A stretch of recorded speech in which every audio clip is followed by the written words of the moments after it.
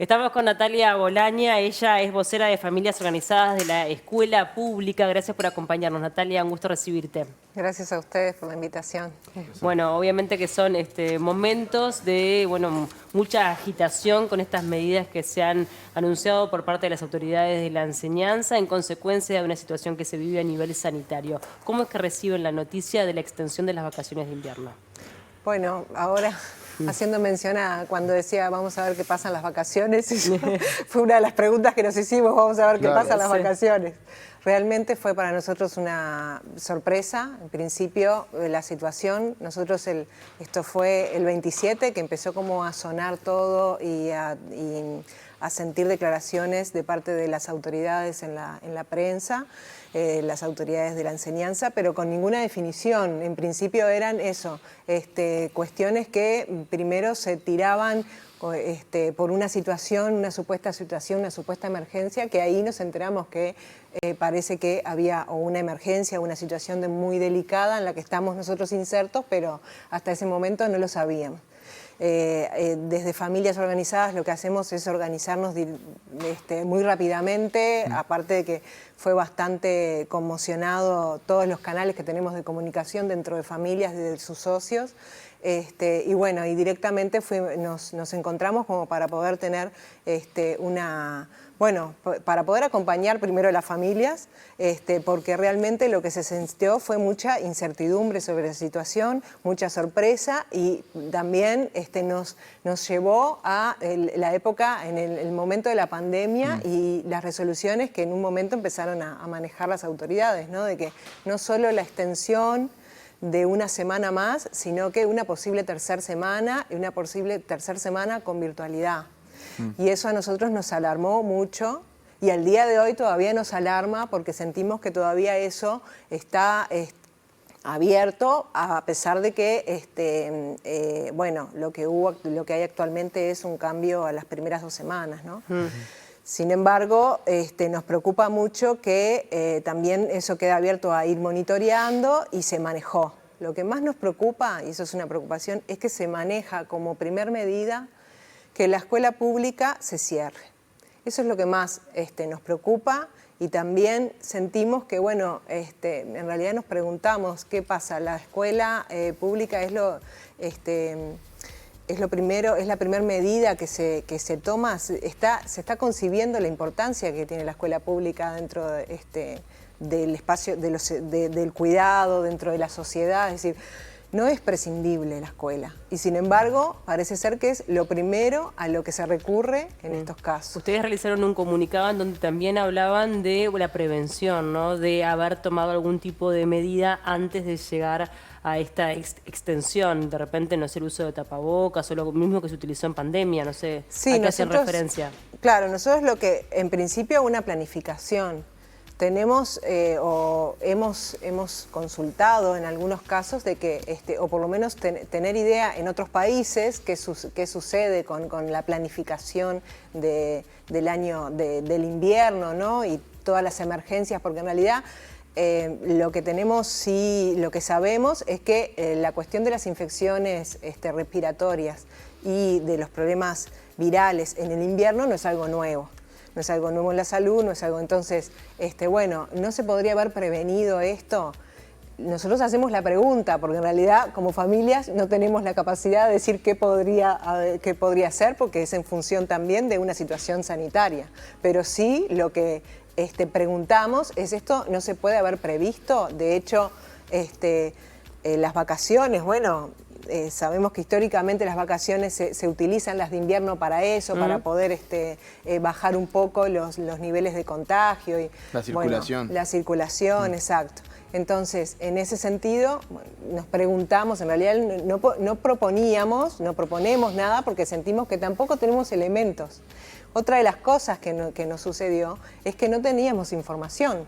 Y hasta el día de hoy como que sentimos que va en cuentagota la información y no hay un panorama que nos diga, en aquel momento cuando ya se estaba decidiendo el cambio o la extensión o la tercera semana, ya en aquel momento veíamos que no había información que nos diera cuenta de que estábamos en una situación compleja, ¿no? A nivel de contagios, de enfermedades respiratorias que estemos en peligro. Lo que vemos es que las medidas de cierre de la escuela, primero que tiene que ser no debe ser la medida. En aquel momento era la primera y la única, o hasta que nosotros creo que ahora comienzan a haber otras comunicaciones, pero como medida de cierre es la medida que se ha tomado como primera y única, y eso nos preocupa, y no teníamos información suficiente para poder evaluar esto, bueno, cuáles podrían ser. Por eso planteamos preguntas más que sugerencias. Sí. Natalia, el comunicado de la organización es posterior a las declaraciones de Gabito y anterior a las de Olga de las Heras, donde en esta última, en la de Olga, se ve un poco más de claridad. Hasta ahí era incertidumbre. ¿Cómo creen ustedes que se manejó a nivel de las autoridades, bueno, toda la situación en ese momento de incertidumbre? ¿Cómo fue clara, no fue clara? ¿Cómo lo consideran ustedes? Bueno, nosotros creemos que claramente no fue clara para nosotros. De hecho, nosotros por eso planteábamos preguntas en el comunicado, muchas. Después que nosotros cuando enviamos el comunicado no había una comunicación formal.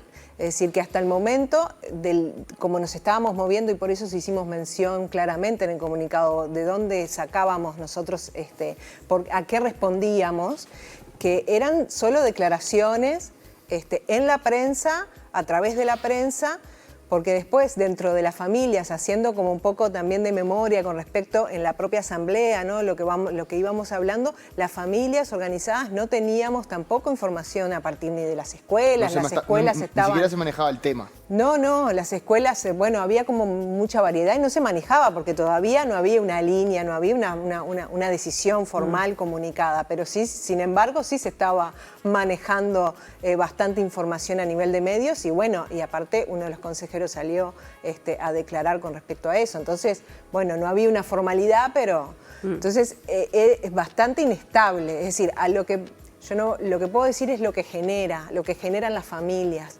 En la familia genera eso, mucha inestabilidad. También genera mucha inestabilidad un cambio tan repentino, sin duda, porque la escuela pública tiene un espacio importantísimo en la vida cotidiana de las personas, en la organización de las personas, obviamente que en la vida cotidiana de los niños, ni que hablar. Pero me refiero, por ejemplo, en esto de que las familias de la noche a la mañana tengan que reorganizar todo su agenda, su vida por el cuidado de sus niños y no solo organizar, sino que muchas familias ni siquiera tienen la posibilidad de recurrir a redes donde el cuidado de los niños esté asegurado. Entonces es una situación muy compleja y eso, inestable, hasta que no se definió, bueno, ahí empieza nuevamente otra etapa, ¿no? En ese sentido. Otro tema que estuvo como bien presente fue, bueno, ¿qué hacemos con los niños que se alimentan dentro de los centros educativos? Finalmente se decidió que se va a hacer un giro por redes de cobranza de 100 pesos por cada niño. ¿Qué opinan al respecto? Bueno, nosotros en ese sentido, eso salió hace muy poco, no tenemos... Lo que vamos sí a hacer, no tenemos como... Una posición formal. Una posición aún desde el colectivo. Lo que sí tenemos como posición desde el colectivo se habló es en el sentido de que vamos a monitorear eso y vamos a verlo. Es un recurso que se usó también en la pandemia, pero bueno, hasta ahí eso. Lo que sí vamos a estar atentos es a eso con respecto a la alimentación. ¿Y cómo funcionó eso durante la pandemia? Bueno, eso más o menos. Fue un poco inestable en algunos casos. Nosotros tuvimos que hablar con algunas escuelas, pero bueno, fue lento poner en marcha el sistema en aquel momento. O en ciertos momentos se pagó una partida grande, es decir, que hubo mucho tiempo en el que el niño no recibían sí, por muchos días y recién se pagaba luego. Entonces, durante ese tiempo los niños no tenían cómo alimentarse. Se habla de unos 100 pesos por día a nivel personal, no en cuanto a la organización. ¿Cómo lo ves eso? Por lo menos desde un punto de vista primario, parece insuficiente. ¿Fue la misma cifra durante la pandemia? Mira, la verdad no tengo elementos para eso, no lo recuerdo yo actualmente con respecto a la pandemia, qué cifra. ¿Cuánto se pasaba? No me acuerdo ahora, pero Pero sí en el entorno. creo que sí, que estaba dentro del entorno. Hay un cálculo en ese caso de primaria, que hacen un cálculo por comedor en cada uno de los niños. Sí. Está dentro del entorno, creo. Bien. Pero la verdad Bien. que no podría... ¿Pero en ese momento resultaba suficiente? Bueno, bueno, es como muy complejo, pero en realidad sí, en aquel momento era la partida que se daba, Bien. Algo que también se manejó en su momento fue la virtualidad, que creo que fue descartado por diferentes organizaciones, ¿no? Bueno, ustedes se manifestaron en contra, también la Sociedad Uruguaya de Pediatría señaló que, bueno, ya se han notado los efectos nocivos de la virtualidad y, bueno, y de la no presencialidad. ¿Ustedes consideran que la virtualidad debe descartarse al 100%? Nosotros consideramos que la virtualidad es una muy buena herramienta complementaria. Lo que consideramos sí es que la virtualidad no suple la presencialidad, no debe suplir la presencialidad.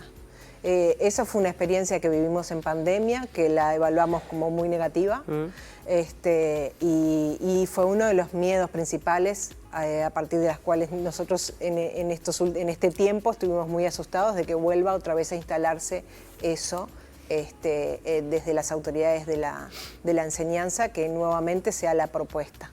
No, hay varias cosas que no funcionan con la virtualidad.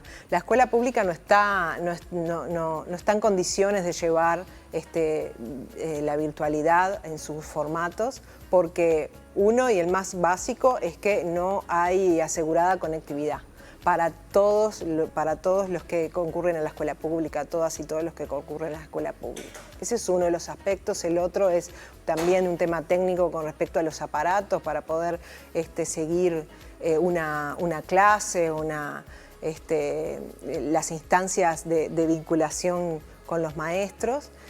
Ese es otro, digo, con respecto a las ceibales y eso, que estén en condiciones, ¿no? Y menos en unas condiciones así de la noche a la mañana, es más difícil todavía. Y el otro de los aspectos es que no todos los contextos de los niños que van a la escuela pública, de hecho te diría, la gran mayoría de los niños y niñas que van a la escuela pública tienen contextos que no son adecuados como para poder Estar tranquilos tomando una clase. Exacto, exactamente, estar tranquilos y estar concentrados. De hecho, uno de los comentarios, no sé, tener niños chicos tratando de conectarse con las maestras a través no se puede. Los padres, las madres se vuelven locas tratando de sentarlos adelante del... No, y además teniendo en cuenta que muchos capaz que están teletrabajando también, ¿no? Bueno, ese es otro tema. Era tremendo, te digo. Es otro tema que ahora también está apareciendo mucho, ¿no? Las madres, que bueno, no olvidemos que somos las que más estamos en la cuestión de los cuidados, las que empezamos a quedar más recargadas con esta decisión, decían, pero ese no es mi contexto de teletrabajo, es decir, mi contexto de teletrabajo no puede ser con mi hijo, porque no puedo trabajar, si estoy con mi hijo no puedo teletrabajar. Claro. Es muy complejo, ¿no? Depende también ahí de las edades y ese tipo de cosas. Pero aparte la virtualidad niega toda una cuestión que tiene que ver con los espacios de aprendizaje con los pares, los espacios de aprendizaje de socialización, lo que aprendemos a través de la socialización. No aprendemos solamente curricularmente con el vínculo con la maestra o con el libro. Pero eso creo que ya ha quedado demostrado y por eso te decía, ¿no? Hubo ahí como unanimidad en varios actores de la sociedad en descartarlo o en decir, no, y además atención con en esto. este caso sería una semana y después volver a la presencialidad en un 100%. Sí. Sería una eventualidad, más que nada. Sería por un tiempo definido. Sí, igual ya se descartó, ¿no? Está descartado. Sí. No, en realidad se sigue analizando, están viéndolo. Está descartado en un principio porque pidieron las 2 semanas. Sí. Claro, estaremos alertas. Y en estas 2 semanas van a analizar cuál es la situación, qué es lo que pasa con esta emergencia sanitaria. No está de más recalcar esto, que por más que sea una semana, venimos de 2 semanas. Claro. Y no son 2 semanas de vacaciones para todos los niños de irse no sé, de turismo. Sí. No es así. Esa no es la realidad de la escuela pública. Entonces, venimos ya de 2 semanas y venimos con rezagos de la pandemia, con grandes problemáticas que no se han solucionado en la escuela. Eso también es una cuestión. Es decir, que un día de no escuela es mucho. Es mucho para... También nosotros hemos tenido mucha desvinculación de niños. Claro. Y entonces, eso es complejo porque... ¿Qué están haciendo? ¿Dónde están? Esto puede profundizar aún más. Con respecto a la medida en sí que creo que pasó, el adelantamiento de estas 2 semanas, ¿cuál es la reacción de las familias organizadas? ¿Les parece que está bien? ¿Les parece que está mal? ¿Se tendría que haber hecho una semana igual? ¿Cuál es la posición de las familias organizadas con respecto a esta decisión final que se tomó concreta? Bueno, esta fue una decisión a nivel de... con una solicitud específica del Ministerio de Salud Pública. Nosotros ahí lo que decíamos es no tenemos muchos elementos como para decir no, 2 semanas no. Bueno, no tenemos muchos elementos como para decir eso. Lo que sí tenemos elementos para esto que decíamos al principio, ¿no? Nosotros nos preguntábamos, ¿no había forma de planificar esto, de prevenir la temporada de invierno, todas las enfermedades que aparecen en invierno? No se pueden buscar otras medidas que no sea antes de llegar a la medida de cerrar la escuela pública. Nosotros nos preguntamos eso, le preguntábamos a las autoridades eso. En ese sentido, tengo una pregunta particular que no sé si la tienen claro o no. ¿Hubo una modificación de la semana de vacaciones en cuanto a lo que se hacía antes con esta que se iba a hacer en este año en particular? ¿Hubo un cambio? Creo que era a finales de junio y una de julio, y en este caso se cambió a la segunda o a la tercera. ¿Era así? ¿Hubo una modificación en cuanto al tiempo? Yo ahora este no me año o doy el cuenta. anterior? El tiempo, la cantidad de tiempo en una semana. La cantidad de tiempo sí, pero ¿en qué semana caía del mes? Bueno, ahí creo que esta vez tenía una semana... Mira, acá porque corrió creo que por el feriado del 18 de julio. Una semana más tarde, en realidad siempre cae más una semana antes. Sí. Esta vez fue una semana más tarde. Siempre es la segunda semana de julio. Claro, exacto. Y bueno, pero en ese sentido, en la cotidiana de la gente se organiza el calendario en función de el calendario del año, no en función de lo que... ¿no? Entonces, cuando aparece el calendario que desde las escuelas lo envían a todos los padres y eso, ahí uno se organiza, ¿no? Guarda la gente guarda la licencia, los que pueden tomarse licencia, organizan y guardan las licencias.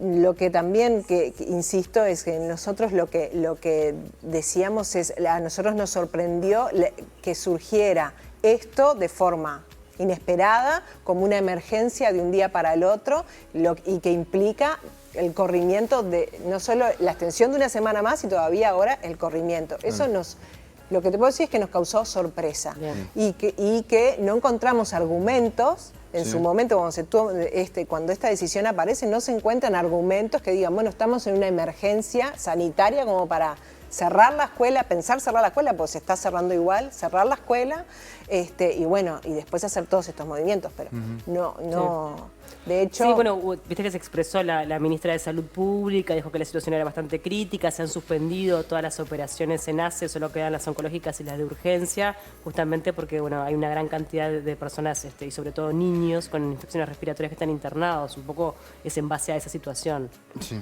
Sí. Que digo, si bien no es una emergencia sanitaria, estos han sido los argumentos por parte de las autoridades, ¿no? Que es una situación crítica y además lo notamos en que hay consecuencias porque se han suspendido las operaciones. Sí. Yo escuché, otra de las cosas que decía la ministra es que en su mayoría hasta ahora son niños de 2 años los que están en mayor cantidad de peligro. Es decir, que no estarían cubriendo la edad escolar. También habla de porcentajes que son muy inciertos los porcentajes porque no sé cuál es no sabemos cuál es la referencia total, ¿no? 80%, pero en función de las camas de CTI, de cuántas camas son las de CTI, es decir, hay un montón de información que no sé si en realidad está planteando una gran emergencia, ¿no? No sabemos. Todavía en ese sentido también tenemos otros discursos como del Instituto de Higiene de la Universidad, que en realidad lo que dice es que no hay datos desde el Ministerio de Salud Pública que estén marcando una emergencia sanitaria. Pero ¿cuál sería el objetivo, si no es el sanitario, de correr y poner una semana más de vacaciones? Bueno, eso capaz que habría que preguntarle, pero yo en realidad nosotros Claro, es lo que que no tenemos la son razón datos. de las autoridades es esta que estaba mencionando Paula. Claro, pero para nosotros esos no son datos, Claro. eso es una emergencia, eso es lo que preguntamos. ¿Es una emergencia suficiente como para cerrar escuelas? Bueno. Esa es, porque después el objetivo sabemos cuál es. Sí, sí, está claro. Ese sí está Sí, sí, claro. sí, Es reducir. Ahora, lo que nosotros planteamos es que siempre la primera medida es la escuela, o al menos la primera medida que se tomó de forma radical fue la escuela, cerrar la escuela. Y cerrar la escuela implica también tener otros efectos, que no son solo los efectos a nivel de contagios, no son, y tampoco es el único lugar donde hay niños que se congregan. Sí, sí, claro. Entonces, El resto de las actividades. eso es lo que decimos, es decir, si estamos en una situación tan crítica, ¿cuál es la batería de medidas? No sería, no le vamos a cuestionar a las autoridades de la salud si esto es emergencia o no es emergencia, no. Ahora, si es emergencia, ¿cuál es la batería de medidas? ¿O que solo la Claro, escuela? que no sea solo la escuela. La única y la primera, la escuela, ahí vamos primero. Como que podría ser fácil Claro. después de recuperar. Claro. Para finalizar y saliendo un poco de esta situación puntual, ¿qué tanto han podido intercambiar con autoridades de la educación desde que se organizaron como familias de la educación pública, teniendo en cuenta que estamos en un año donde comienza a implementarse una reforma educativa? ¿Ustedes consideran que son escuchados? Bueno, nosotros hemos tenido durante todo este periodo que actuamos cada tanto, de hecho, bueno, en esta situación estábamos en el medio de toda esta cuestión de la crisis hídrica y del suministro de agua a las escuelas. Estábamos en el medio de esta situación tratando de relevar y estábamos tratando de pensar en alguna instancia de conversación con las autoridades y con otras personas de la sociedad civil o políticas o de instituciones que puedan también como arrojar luz sobre la problemática del agua y en vínculo con la escuela, ¿no? Con las escuelas públicas. Y es así donde hemos organizado simposios, conversatorios, donde con autoridades tanto de la educación como de otros sectores hemos intercambiado. Esos son espacios que consideramos ricos porque en realidad la idea es ayudar a la participación, la idea de FOEP es ayudar a la participación, al diálogo, tanto con las autoridades entre las familias. Y en ese sentido son esos espacios que nosotros hemos abierto para...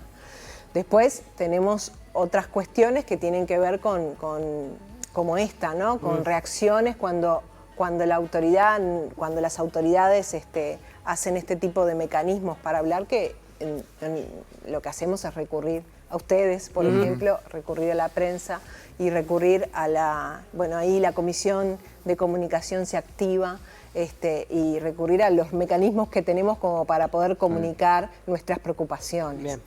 Ese sería. Muchas gracias por acompañarnos, fue un gusto recibirte. Gracias a ustedes. Gracias.